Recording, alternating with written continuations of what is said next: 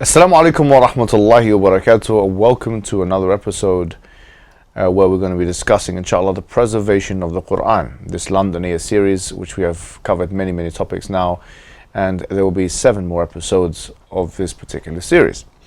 And today, as we mentioned, we're going to be mentioning or talking about how the Quran has been preserved. But before we do that, inshallah, we're going to hear the recitation, and then we're going to come back and talk about it. فصل في إثبات صحة القرآن. وصحة القرآن حقا ظاهرة بحفظه من الدهور الغابرة، ولا تناقض ولا تعارض، وغيره بدا به التناقض. والعرب العرباء حقا تشهد بأنه أعجز من قد جحدوا، فعجزوا عن قول مثل آية، وبلغوا من العناد الغاية، كمثل ما قد قاله الوليد، وهو عدو جاحد عتيد. Now, on Sapience, I've actually spoken about this before, and I've done a seminar on this before. But this one, I want to be more conversational.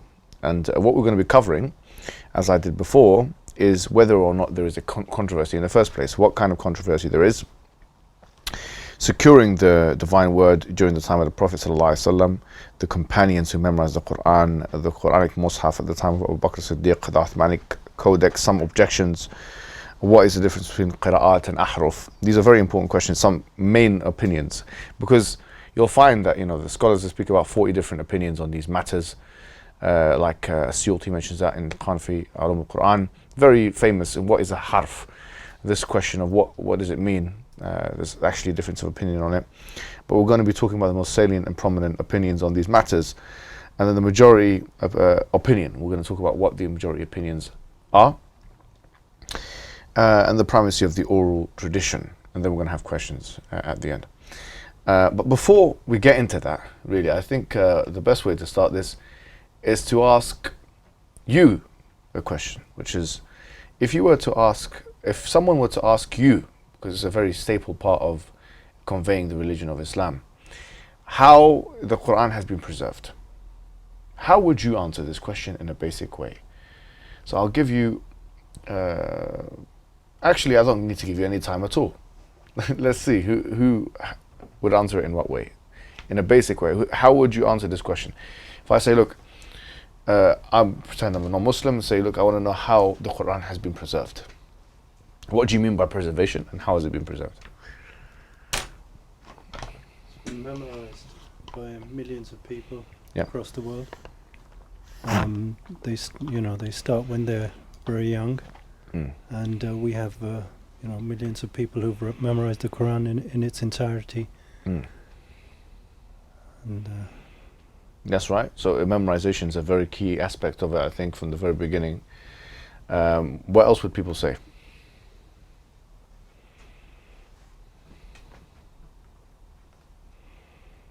So now pretend you're in a debate or discussion or conversation or whatever it may be. So you say the Quran is preserved, no problem. How has the Quran been preserved? It's been collected as well. It's been collected. It's been written down. Okay.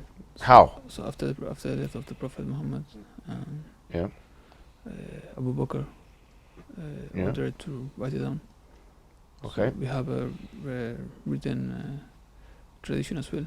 Right, good. So this is putting two things together. Now you've got the oral tradition, the memorized oral tradition, then you have now written tradition. At the time of Abu Bakr, it was compiled into one book. Abu Bakr as-Siddiq, his time was immediately after the time of the Prophet, which is very significant. So you'll say that, immediately after the time of the Prophet, Abu Bakr as-Siddiq, who was the Caliph at the time, compiled the Quran, and it was, who knows what house it was in. It was in his daughter's house, Hafsa, who's in fact the Prophet Muhammad's wife. And so that particular nuskha, or the first ever copy of the Quran was collated at that very early time. But was there earlier collation? Were people writing? Well, tell us about that then. From what I know, it was collected in parchments, but people would write it in deer skin or bones. Leaves. Leaves. So it wasn't. What's the word when you compile it? Codified. It wasn't. It was written on parchments and stuff like that. So besides the memorization, it was in like different parchments and bones and different things that was written on. It'd be beautiful. So that, and certainly that's something we can say, that it was not just something which is after the time of the Prophet ﷺ, that immediately that, or then they started writing things. It was actually at the time of the Prophet Muhammad ﷺ himself. So much so that, in the beginning of Revelation, it was advised that the Sahaba don't actually write hadith because it can get confused with the Quran. And only later on, in a very famous hadith by Ibn Abi Shah, he said, "Uktub li Ibn Abi Shah," write for Ibn Abi Shah, which is an individual hadith. This is not the Quran. So, and this will come, by the way, when we talk about hadith rejection and all that kind of thing. This hadith is actually important for that as well. But the point is that it was actually written down. And who knows the method by which and through which, at the time of Abu Bakr, how was a decision made of what to put in the Quran and what not to put in the Quran? When they were now putting, first of all, who was commissioned from the Sahaba? Who was commissioned with that?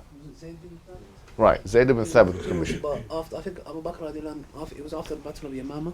Good, yeah. So there was a lot of Hufad who died. So they came to the decision. I think Umar ibn Khattab came to Abu Bakr and said, this is what's happening. We don't want to fall into what the people of the book fell into. Beautiful. So obviously Abu Bakr was hesitant. He said, look, I don't want to do something the Prophet didn't tell us to do. But it was something which they, I think he said he made istikhara, and he said, it's something that would be, the Prophet, if he lived, he would have done. And then they commissioned Zayd bin Thabit because the Prophet ﷺ, I think, praised him for this specific task. And if I'm not mistaken, there is they use a narration where one of the companions said that there was a specific verse that we found it with nobody except a specific individual. And obviously some people use this and say, oh, you see, your Quran was lost. But actually the conditions to compile the Quran was so strict. It was actually this verse, because the condition was that anybody that heard it from the Prophet ﷺ and has two witnesses that that specific verse or passage or surah, so obviously there was a lot of people that memorized it, but that specific verse, they couldn't find anybody but an individual who had the two witnesses. So that's how strict it was. The Prophet Muhammad said about him, he's worth like two. Oh yeah, and also like, for example, supporting that the Prophet ﷺ said that this person's statement. I think he came with one person, but they said that he's worth two because of what was the narration of the Prophet. What was it about that he's worth? We'll get the exact narration. Yeah, I think it was something that. But basically, he was like worth. Yeah, they said something about the Prophet, and I think he defended the Prophet's honor, and he said, from this day, like, your witness will be as two. And that's how they used it. Yeah, from what I know. Fantastic. I think that was very good. That's a good summary. I think that's correct. The main thing to know is that Zayd ibn Thabit, he was the one that was commissioned at the time of Abu Bakr Siddiq at that time. Why was he commissioned? Because he was proficient. He was proficient in memorization, dabt, which is written. He was a good scribe. He knew how to read very well, and also he had memorized the Quran at a very, very high level. So Zayd ibn Thabit had been commissioned in what you call the lejna. This is referred to as a lejna. And this lejna, there's two lejnas, one at the time of Abu Bakr and one at the time of Uthman ibn Affan. And both times Zayd ibn Thabit was the main feature. And when he was commissioned in this way, as you mentioned, Ali, that's correct. You get two witnesses for each verse, and they came forward and they gave their verses, and then you had an entire Quran which was written and had been stored at the house of Hafsa. And this has the ijma' of the Sahaba, which is very important. I mean, all the companions had pretty much accepted that this was correct. This is the Quran. So that's the first thing. We will talk about the more controversial lejna, which is the time of Uthman. But before we do so, let's go to the controversy straight away. What is the controversy now that we're finding? I mean, before I move on to the slide, let me ask you this question once again. What do you think an adversary to Islam, someone who's antithetical and opposing to Islam, would say about the Quran? What's their strongest argument about the lack of preservation of the Quran? Yeah, go on. The burning of Uthman radiallahu anhu, the fact that he burned the Quran because, well, we won't go into why, but they would say that he destroyed all the copies. So you had a lot of infighting, the accused, and what he did was he, shushed everybody, and he burnt the Qurans and codified it. And if I'm not mistaken, Abdullah ibn Masud or Abdullah ibn, I can't remember, one of those who, they had the Quran, their own personal codex, and he didn't have the free calls in there. So they say, oh, you see, and it's a personal copy. He didn't have the free calls because that's not part of the Quran. And not the three. It's just Falaq and Nas. Yes, just two. So they would say, oh, see, he didn't even want to hand it over, and he was persistent. So Uthman came and he burned. Like that's the standard narrative. Okay, good. I think you're certainly there. You're on the right tracks, but there's an overriding point they make, and these are the evidences that they would use. Okay, so what's the overriding point that they want? So remember, you're trying to say that the Quran is preserved. They're saying no, the Quran is not preserved, and they're going to use these evidences. Yeah, and so what's the point that they want to make? That these evidences show what? That's not preserved. But why does it show that it's not preserved for them? Because why did you have to create a one standard Quran if there wasn't multiple Quran versions of the Quran in the first place? Exactly, perfect. Yeah. So the fact that Uthman had to burn all these Qurans, and the fact that Ibn Mas'ud had his own codex. By the way, he's not the only Sahabi that had his own mushaf. I mean, many of them had their own masahif. But for example, he and other Sahaba, they had their own readings even, on select verses and so on. All of this is indicative of what? What does it indicate? No, for them. Different versions. That there is not one standardized version of the Quran. Oh, okay. So they'll say, we've heard your Ahmad Didats, and we've heard your Zakir Naiks, and we've heard your Ali Dawas, we've heard them say that every letter of the Quran, every word, every harakah, every diacritical mark, everything has been preserved. But if this is the case, then why are we seeing Ibn Mas'ud recite differently, or the burning of the different Adrik Ummatak, was said to him, in fact, catch, or no, Adrik, how do we say this? They said basically rescue, if you like, rescue your people, because they're fighting each other in the same way that the Jews and the Christians before them were fighting. Meaning, this is what they told Uthman ibn Affan. Yeah, meaning that there was some issue here to do with preservation. They're fighting. Why are they fighting each other if they all thought the Quran was the same? There's fighting going on. We have to remember here, we're moving. Because from Abu Bakr as-Siddiq's time, Islam geographically had been pretty kind of isolated. Yeah, Umar ibn al-Khattab expanded Islam quite massively. Yeah, through him it's the Romans and the Persians. Yeah, and then you had Uthman ibn Affan. Okay, and he actually ruled for the longest time of all four caliphs, because he ruled for 11 years and 11 months, practically 12 years. And in his time, Islam was in Azerbaijan, it was in Uzbekistan, present day, Afghanistan, Persia, all of these countries, present day countries. And so these people obviously were non-Arabs, and they were exposed to the Quran, and as they had the Quran, they were reading it in a certain way. And so Uthman ibn Affan, he said, look, we're only going to read it the way that the codified or the registered way. Anything else is going to confuse. Is going to convolute the preservation of the Quran. So in a sense, this whole burning of the Quran shubha can easily be dismissed by the fact that, well, we go back to the Sahaba, because these are the direct recipients of the Quran. They heard it firsthand. These new Muslims didn't. But what they will say, but hold on. We have manuscripts differences. We have qira'at differences. We even have in Bukhari and Muslim. In Bukhari and Muslim itself, we have, for example, it says, وَمَا خَلَقَ الذَّكَرَ وَالْأُنْثَى, the Quran, in chapter 92 of the Quran, it says, and by he who created the dhakar and the untha, the male and the female. But Abu Darda, in the hadith of Sahih Bukhari, it's an authentic hadith, he says, وَالذَّكَرِ وَالْأُنْثَى, there's no وَمَا خَلَقَ. And in fact, he was asked, why do you read it like that? He said, that's the way I heard it from the Prophet. So all 10 qira'at that you have in front of you, all 10 mutawatir. I'm being very, pushing the objection further. All 10 qira'at that you have in front of you, it says وَمَا خَلَقَ الذَّكَرَ وَالْأُنْثَى. None of them say with ذَكَرِ وَالْأُنْثَى. So they'll say, doesn't this show, right, that there has been tampering, that there's confusion, that there is the textual omission or insertion or corruption, Yeah, what you want to ask? Just on this topic, because Yeah. I was about 2 years ago, I was speaking to Ustad Jamal about this. He actually went for this very topic.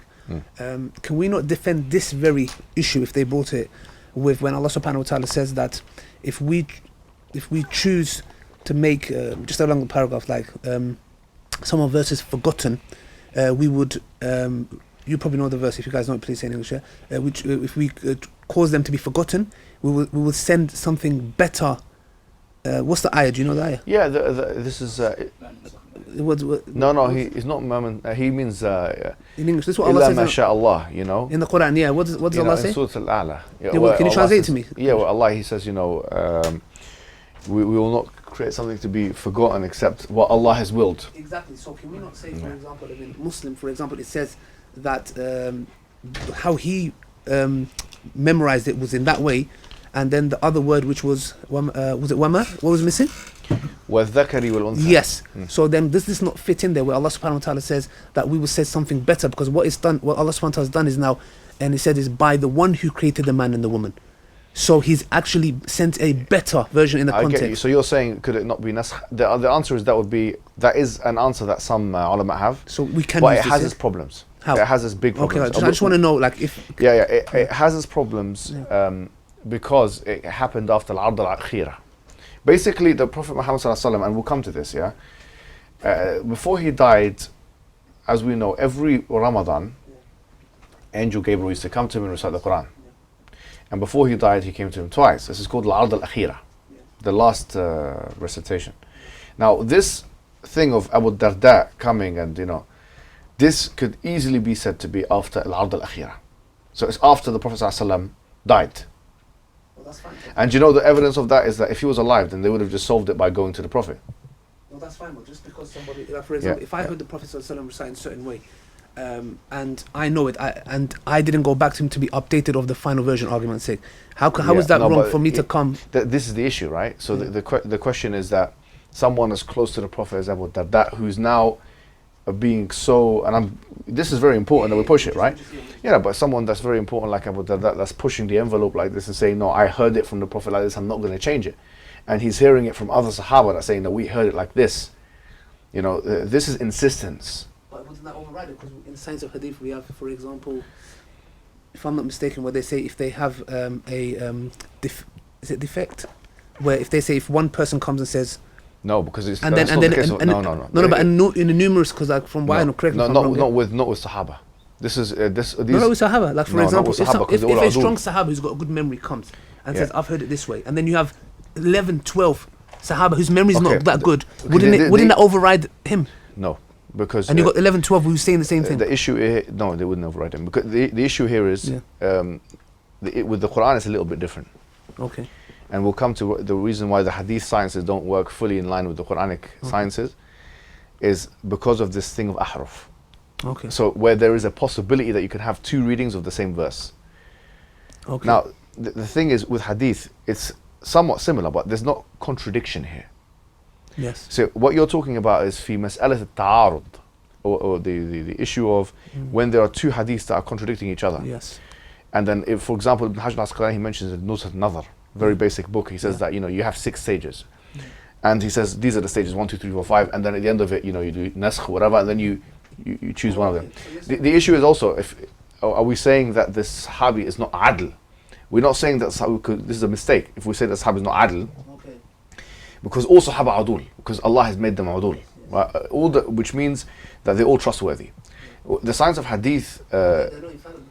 No, they're not infallible, but the science of hadith is to determine who can narrate the hadith or not. But the Sahaba can all narrate the hadith. Right, so basically with this one, it says, for example, the one who created, by the man and woman, and then the other one is by the one who created the man and woman. So there's no contradiction. You're saying adds on to it. Yeah, but the question now is, Yeah. I'm pushing the envelope to you. Yeah.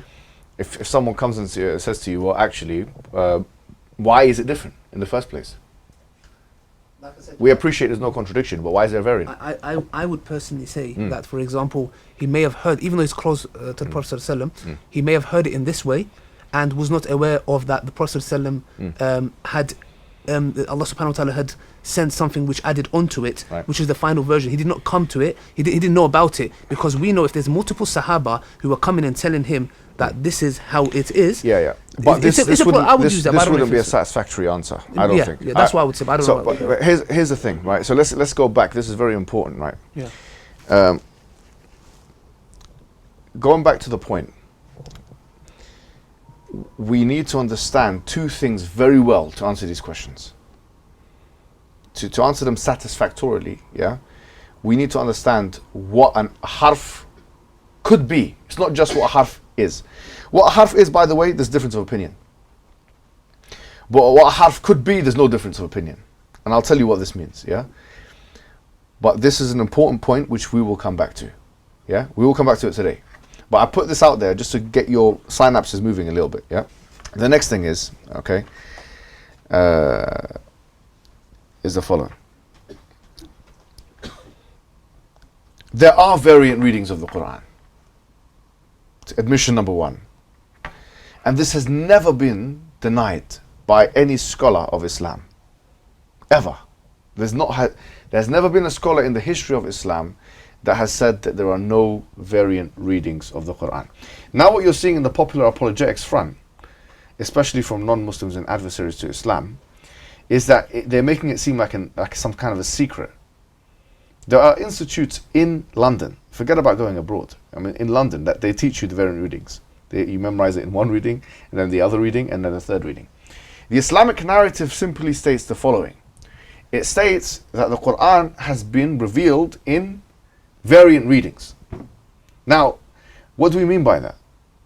We don't mean the whole narrative. There's about 77,000 words of the Quran. Of 77,000 words, how many words do you think have variant readings? Less than 0.1%. Yeah, it's absolutely, yeah. 700.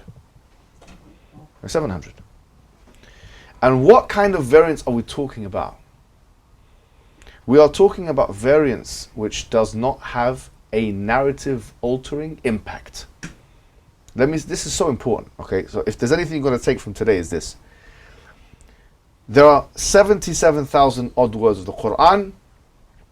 If you look at all of the variances that exist in the qira'at, there are about 700 words which have different readings.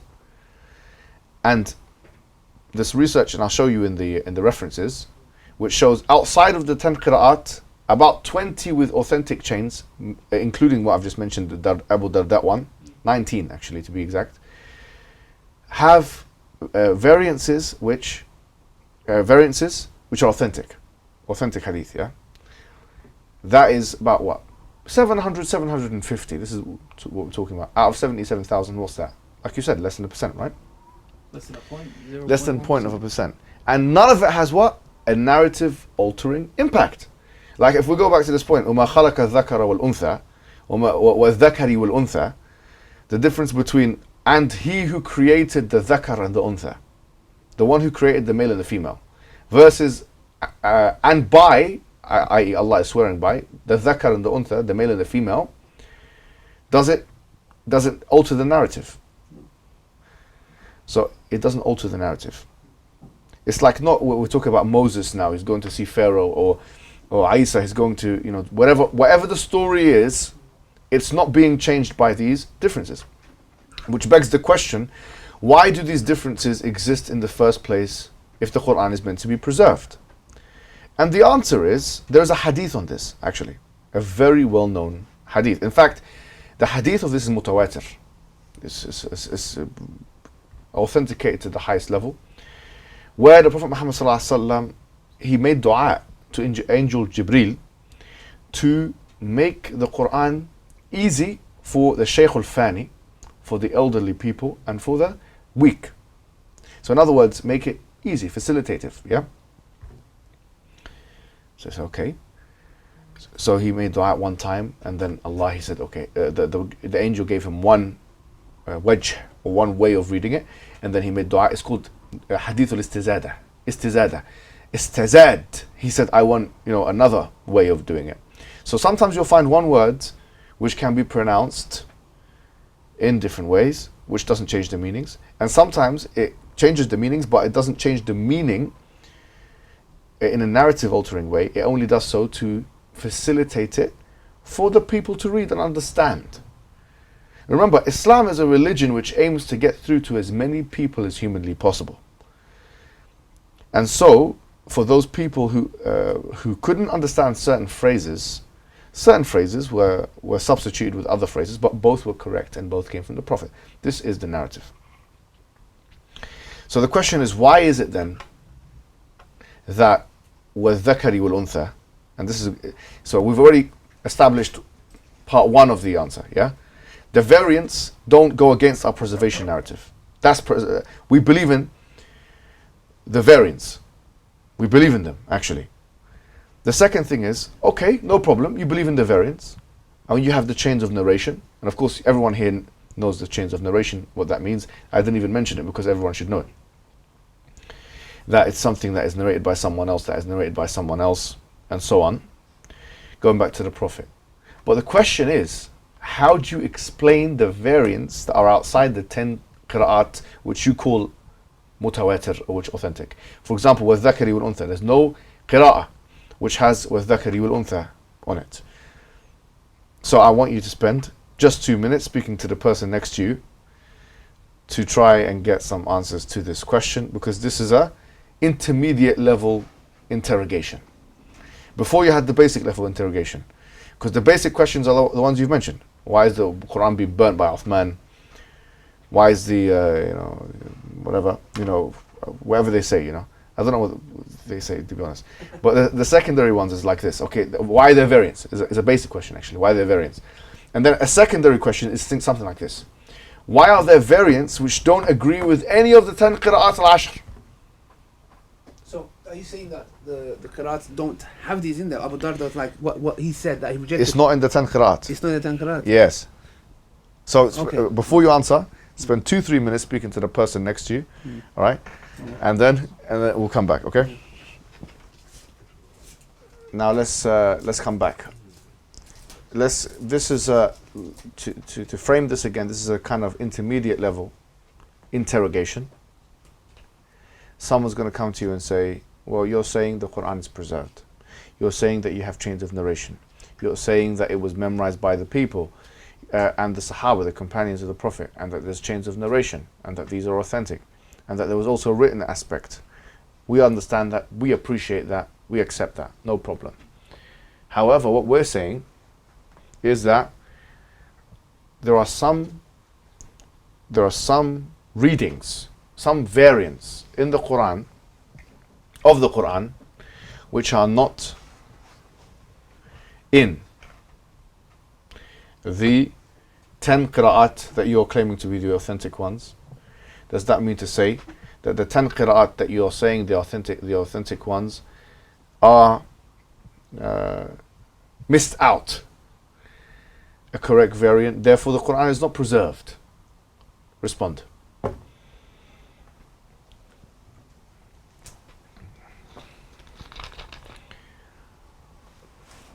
So I guess one of the reasons would be that, like we were mentioning, that some people may have been elderly and senile, so they could have been mistaken, and there would have been ways of identifying whether someone was known to have been old, senile, or had a bad memory, or known as a liar. So if they were known in the community as someone who'd cheated someone before, and you've got a variant and they're in the chain. Yeah, but this chain here, Abu Darda's one, isn't Bukhari, it's authentic. There's no one in the chain that's a liar. Was there anyone that was senile? No. No. It's so much so that Bukhari himself, he put it in place. Well, then why isn't it? You see. This is a good question. Go ahead. I think the only thing that we thought of was Yep. basically that, like I said before, we take what Abu Darda said Yes. and we believe it's, like you said before, they're trustworthy. Yeah. But we need to also bear in mind that, for example, if there's multiple Sahaba, and we're talking about the Quran, and the Quran is mutawatir, so it's multiple people in a chain and different tabaqa. So it's like we're talking about. So if that's the case, and they have told Abu Darda that this is the final version, we are talking about a mass conspiracy, because what that would mean is all the Sahaba, more than, like Abu Darda is an individual, is a Sahaba, but there is individuals that are as trustworthy as him, who are coming and informing him. So this doesn't mean he's lying, A'udhu Billah. That means that's exactly what he heard and he's absolutely correct. Okay. But if the Quran is in the final time the Prophet ﷺ revealed it from Angel Gabriel and it was written, memorized twice, there is a very good reasoning that even though he might be the closest companion of the Prophet, peace be upon him, and it can be after that as well, that he wasn't notified of that. You know, this could be for very reasons, you know, because the Quran is, like you said, it's got 77,000 words. You know, this is as good as saying that the Prophet ﷺ was walking around every day reciting the whole Quran and Abu Darda heard it and avoided it. No, it might be that the Prophet ﷺ may be reciting different parts of the Quran. I think it's a very good effort. I would say that I have to say you're good at speaking. I would say, please let me talk. Yeah, okay. It's very disrespectful of you to cut me like that. Let me carry on my intellectual discourse. Yeah. Please don't laugh at me like that. Yes. You know, we have to deal with these peasants in these ways. Okay. Yeah, we refer to them as boys on the streets. Yes.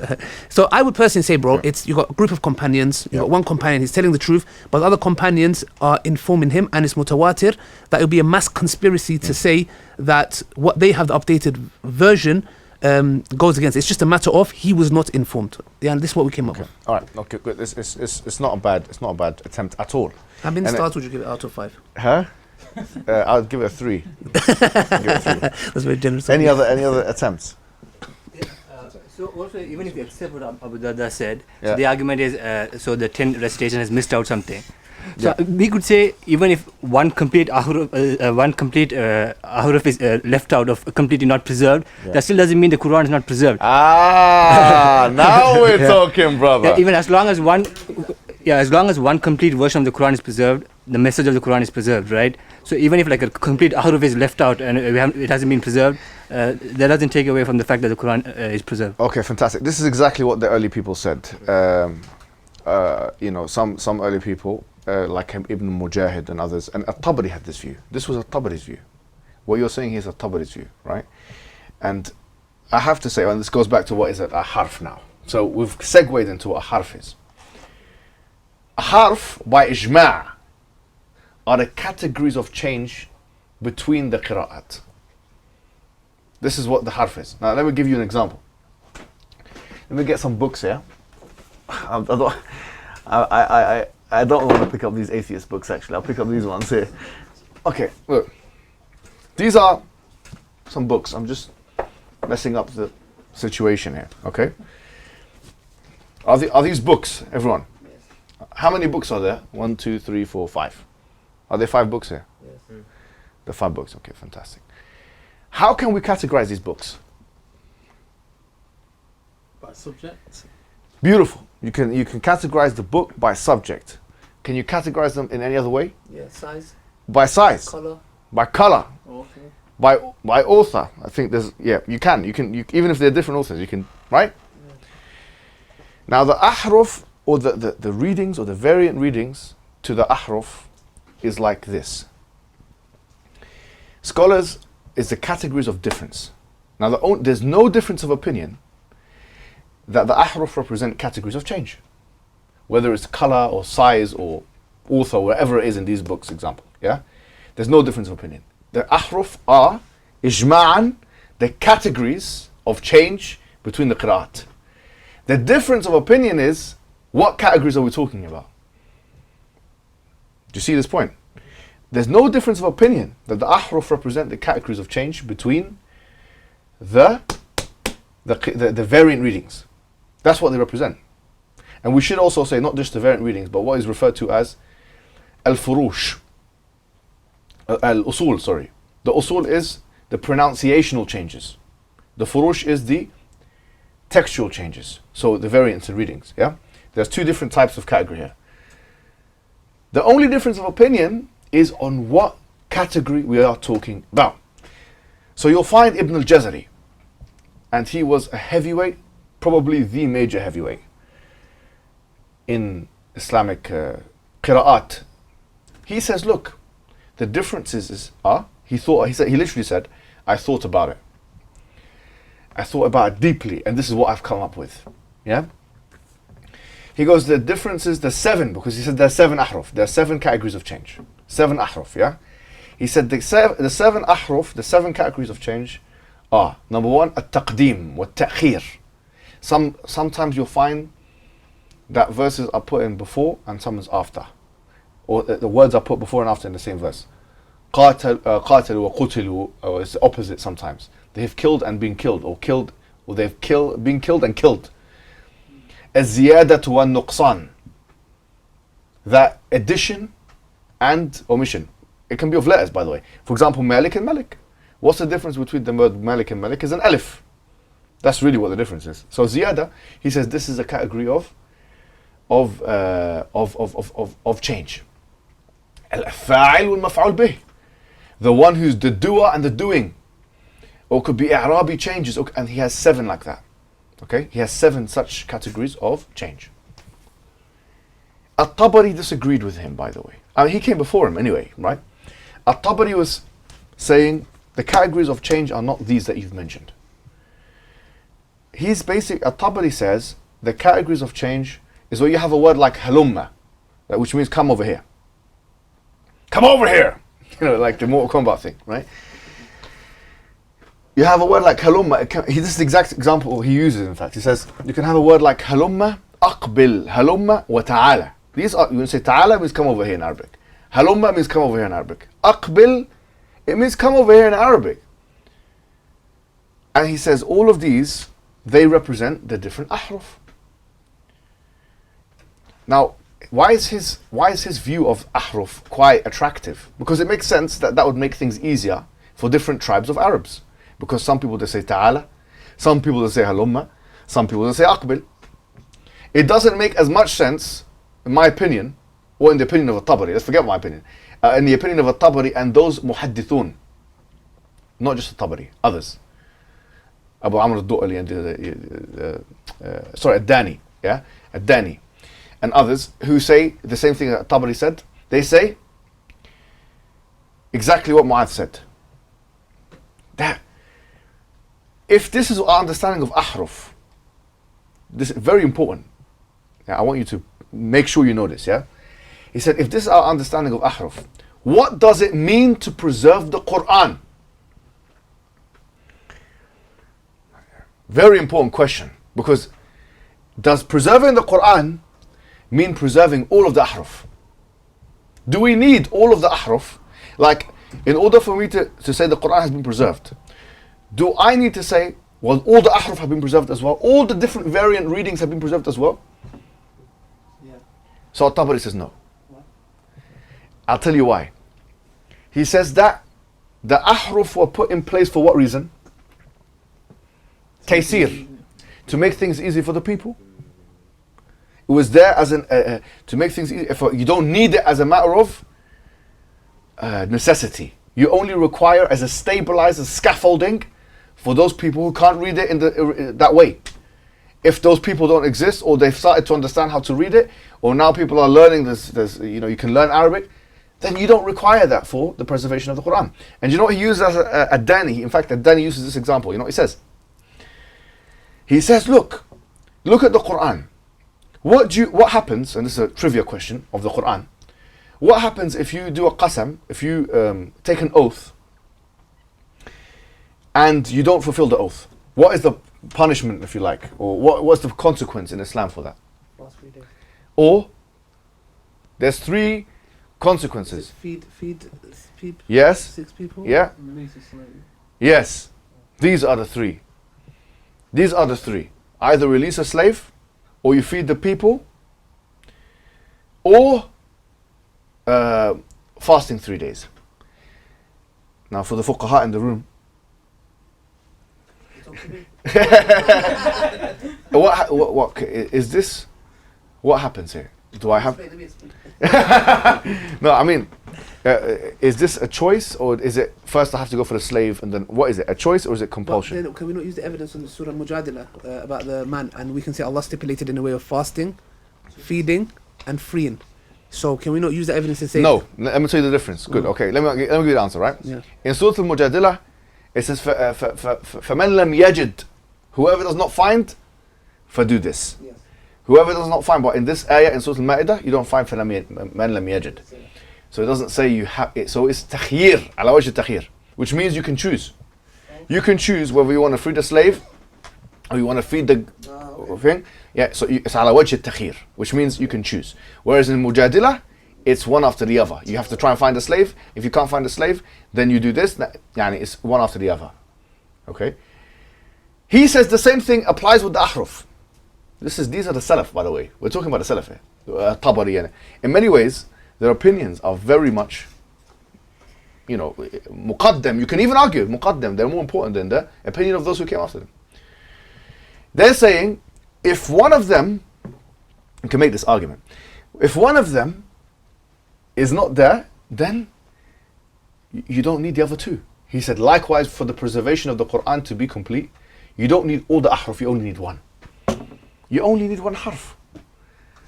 Because if I recite the Quran, think of this for a second. If I recite the Quran with one qira'ah, which is qira'at Hafsa and Asim, which is what we recite in Taraweeh in Masjid, in Ramadan.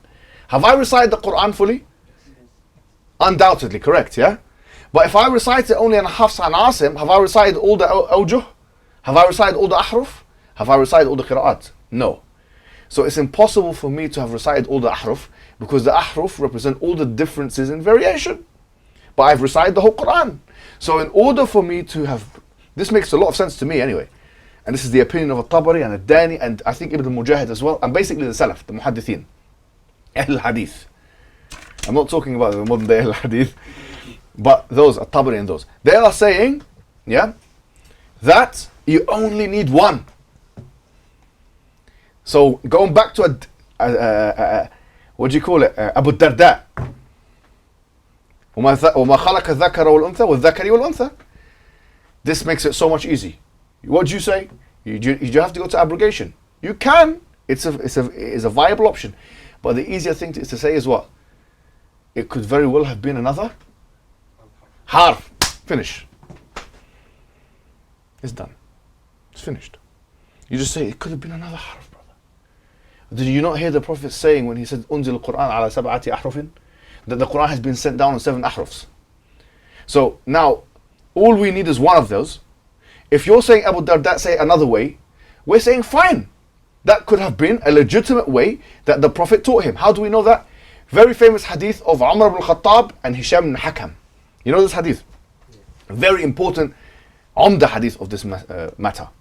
Where basically the Prophet Muhammad Umar ibn Khattab, he was praying behind Hisham ibn Hakam, another Sahabi, companion. And he was reciting Surah Al-Furqan, okay?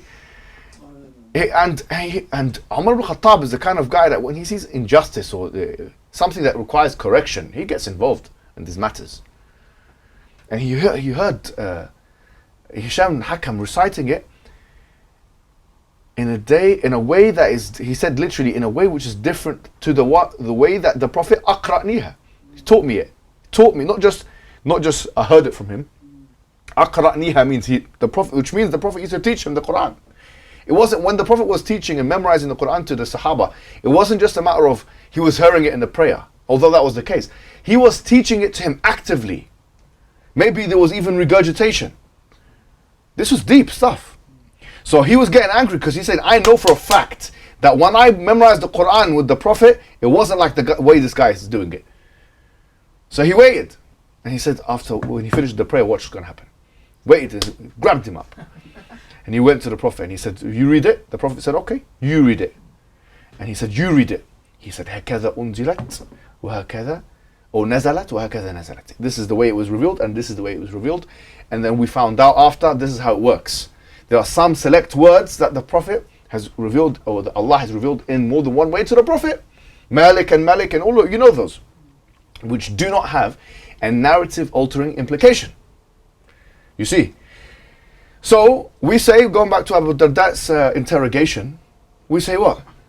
It could have easily been what? Another harf. And by the way, you can paralyze your opponent with just this sentence. Because anything they bring from the hadith or from any other place, that's it. It could be another harf, could be. Or what about this shadh reading? Because there's 10 qira'at and a fourth shawaz. Oh, it could have been a harf. Could very well have been a harf. Why is it not a harf? Or why do we not read with it then? If it could have been a harf, you're telling me there's aspects of the reading of the Quran that you don't know, whether it's Quran or not. We are saying yes. Actually, yeah, absolutely. It does not. The only reason why we're not reading it is because it does not meet the criterion for recitation. Now, of course, now the question begs, what is the criterion for recitation? Does anyone know what the criterion is?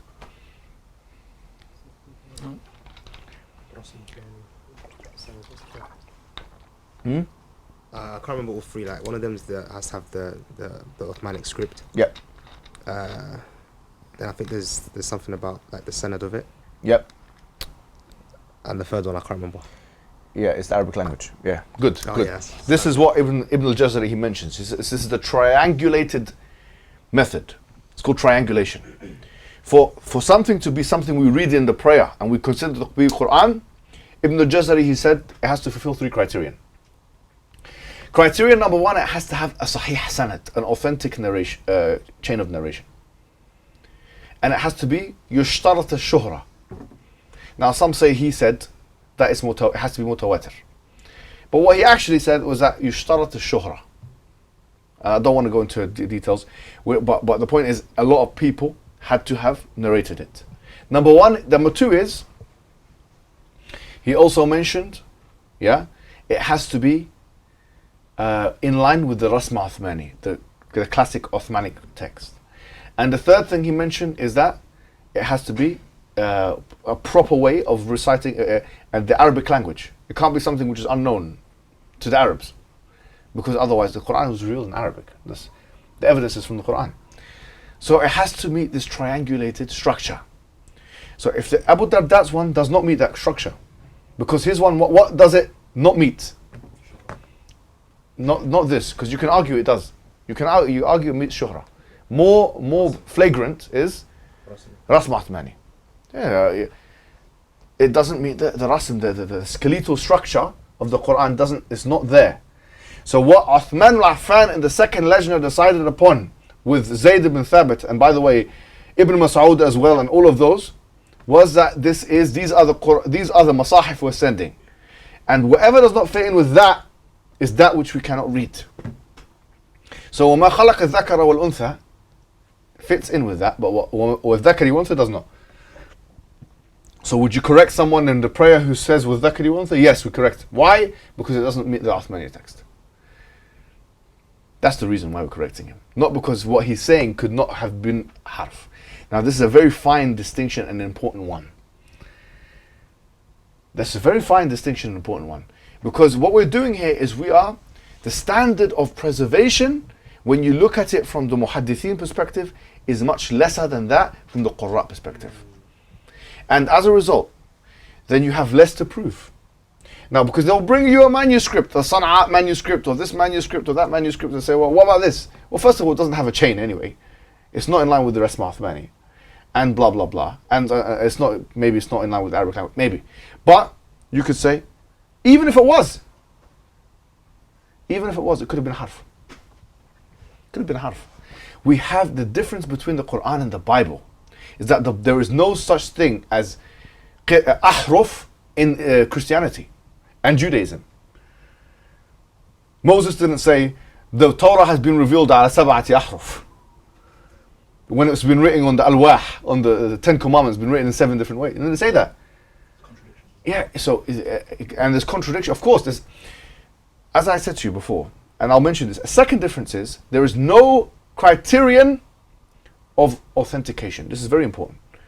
So before we get to the differences, I want to just summarize this point, yeah? We said, how do you explain the existence of authentic narrations which seemingly do not are not in line with the 10 qira'at that we have today. According to Tabari's and Dani's view, what do we say?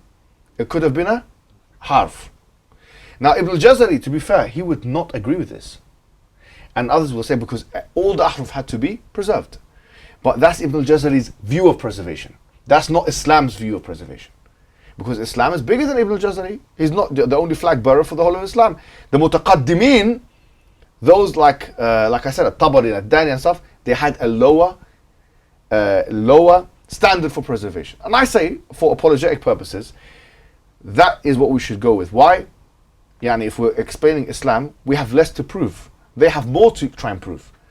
Why are you making the argumentative target bigger? Why are you putting more on your plate? Why are you trying to make your life harder by arguing for a view like that, when you can argue for a view which is even the Salaf mentioned? Because Al-Jazari came 500 years after, other 400 years after who? Or 300 years after Tabari.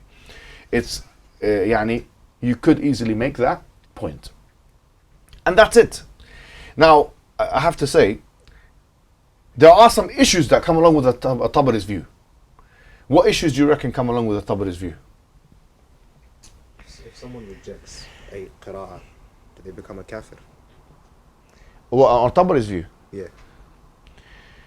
If it's, look, give me the way it works. So why is he rejecting the qira'ah? So for example, yeah, look, like somebody can even just do that arbitrarily, because what you're saying is that because if there's differences between, let's say, the 10 qira'at, then you say, okay, look, there's ahruf differences here. Yeah, we don't know exactly how we categorize them, but there are differences. So somebody says arbitrarily, okay, fine, if that's what you're saying to me, for instance, that, fine, let's say, for example, in the ayah of wudu, I'm only going to accept the qira'at that say with a fatha, not the one that say with a kasra. Yeah, with the wiping the feet. Why though? Yeah, Why? they let's say they do it arbitrarily. Yeah, do they become a kafir, as in you've denied the preservation of the Quran? If they on do Tabari's it, view? look, it's about intention here, and it's about who's doing it and why and when.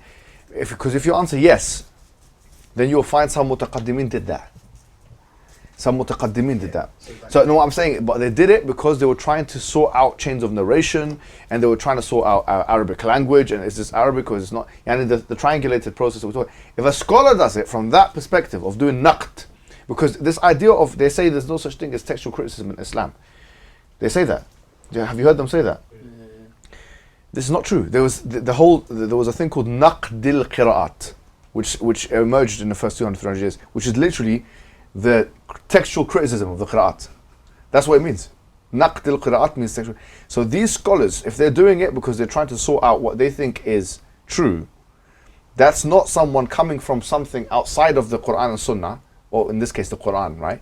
And imposing it for ideological purposes. If it's the latter, if it's for ideological purposes, then they're coming to the Quran to try and mold it in their image, rather than try and take the Quran as an inspiration in itself.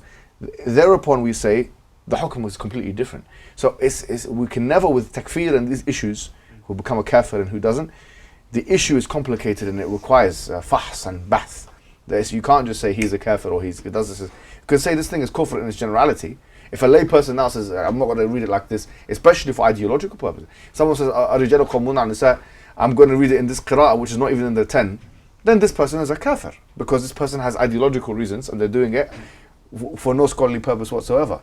But if it's a mutaqaddim, because you could fall in your own sword. Someone say, well, actually, At-Tabari himself was doing naqd and so on. Yeah, because this is the thing. Yeah. Like, I came across some of this stuff like in Tabari's tafsir. Like Yes, he yes, mentions yes. opinions and he says, look, like I'm not going to say the ayats and stuff like that, but in some ayats says, okay, this is what some people said and this is another qira'ah. Exactly. They said because of the implications of this meaning here, we're going to... At-Tabari had his own qira'ah. I'm not sure if anyone knows this. There's qira'at At-Tabari, right? This guy, At-Tabari is one of the top scholars of Islamic history. Yeah. He had his own qira'ah. His school of thought, he had a fiqh school of thought, which was basically, it was followed just like the Imams were followed. But now it's kind of been subsumed into the Shafi'i school.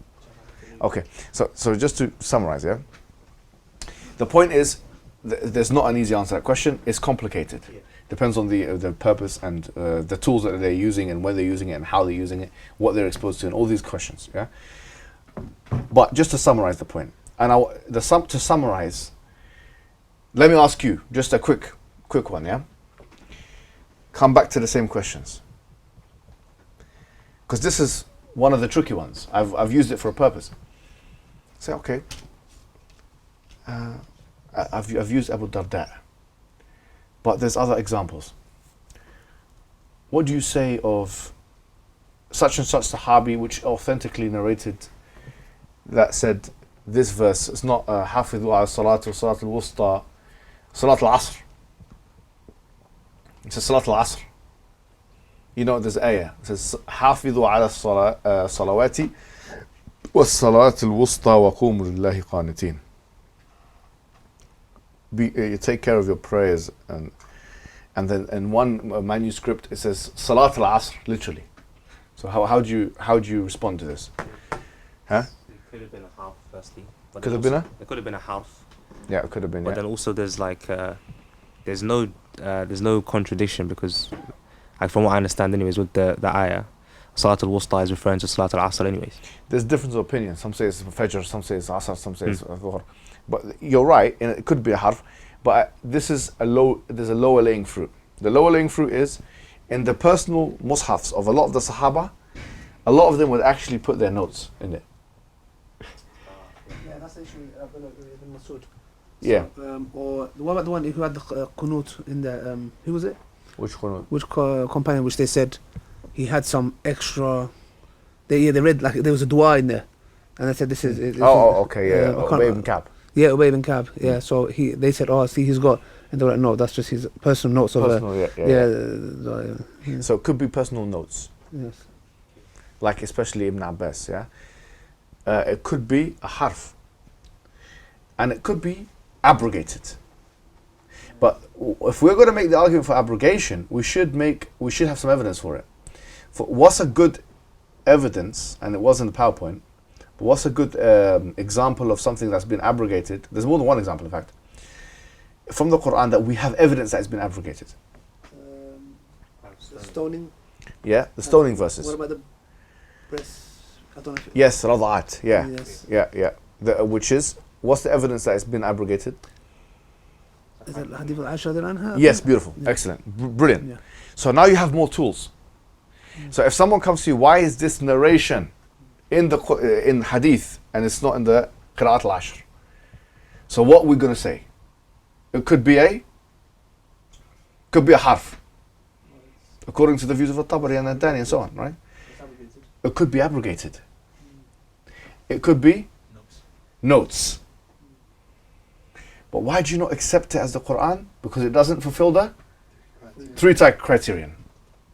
So what do we say is Quran, that which fulfills the three criterion?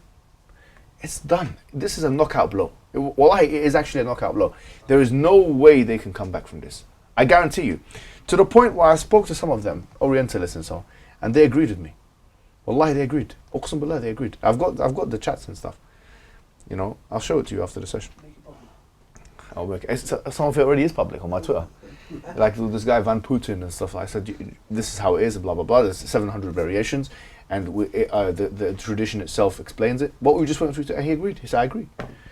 What I'm saying is, a fair-minded person would agree that this, what the Quran is, from within the paradigm, it fulfills the criterion for preservation.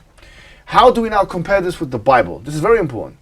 The Bible, I've been in a text analysis class in the University of Oxford. Now, I was not good at this because these guys they had like Greek and Hebrew, and I was just like, I can share with you the notes and stuff. These guys were on a different level, yeah? However, I remember one thing that this guy said, which will never leave me. He was a professor, top guy in the Clarendon Institute, He said, look, I was asking him, what's the criterion for what you put into the Bible and what you take out? If I were to ask you this question before I proceed, how would you answer? Three. What are the three criterion again? Arabic language, Uthmanic text, and then the shuhra of the sanad. Okay, so it's got to be a popular a chain of narration, yeah? Do we have a criterion? We have a criterion, right? He said, yeah, it's no criterion. They don't have a criterion for what to put in and what to take out of the Bible. The Septuagint is not even in the language. It's in Greek. Do you know what they have to do? They have to translate it from Greek to Hebrew and then put it in the Bible. That's what they have to do. And it's one of the strongest manuscripts they have. So why would that not be with us? Because it's not there. Same language. We would say this does not fulfill the criterion. It also is not. It doesn't have what? A chain of narration. So it doesn't fulfill that criterion either. And what's the other one? It's anonymous authors as well. Huh? It's anonymous authors as well. Yeah, there's no rasm. There is no rasm. There is no skeletal, continental skeletal. So it doesn't fulfill any of our criterion. So they have no criterion. We have a criterion. We have a process of adjudicating and authenticating what comes in and what comes out. So what they're trying to do, they're trying to create a fallacy. We have variants, you have variants. We have variants which are explainable and explicable and intelligible from within our paradigm, and we have a process of authentication. You have variants, and by the way, they're not contradictory. They're consistent with one. You have variants which are contradictory, that no historian would take seriously, that there is no process of authentication. Like the Judas one. Like, did he take the money or did he refuse it? And did he like hang so himself? Many. Yeah, beautiful. Fall out over so many things, you know. It's not controversial. So how can you compare the two things? You see, they've actually, how can you compare the two things? You have variants, we have variants. Your variants, you're getting from different languages. You don't even have in the same language. It's not even the same language. Our variants are very detailed in process of authentication. Sorry, any questions before Ali's already very important meetings to go to next? Were you going to ask something, bro, before you leave? Me? Yeah, or did you want to say something? No, actually, it's very beneficial. Like, thank God you made me stay. No, I was going to say thank you, literally. That's what my wife said, you know. SubhanAllah. That was very beneficial, man. Very, very beneficial. Well, I actually really enjoyed it. Thank you very much. You know, I hope everyone did as well, and I hope thank you. I hope they did at home. Is this live? Like? As well? No, it's not live. Subscribe to my channel. I hope they did as well. We made it a bit more free flowing today, and we introduced a few interrogations to see how this kind of thing would play out. And we've got nothing to hide. Just one thing before I do forget, the point about 700 textual variances is written in a book called Kitab al-Sab'a, the 7 books or the 7 readings by Ibn Mujahid, who is one of the early scholars. This is where the figure 700 comes from. Yeah, it's from Ibn Mujahid. So that's the reference for that. And you'll see more references. If you look at the PowerPoint that I've sent you, you'll see all the references below each slide. And I hope you guys have benefited at home. Wassalamu alaikum wa rahmatullahi wa barakatuh.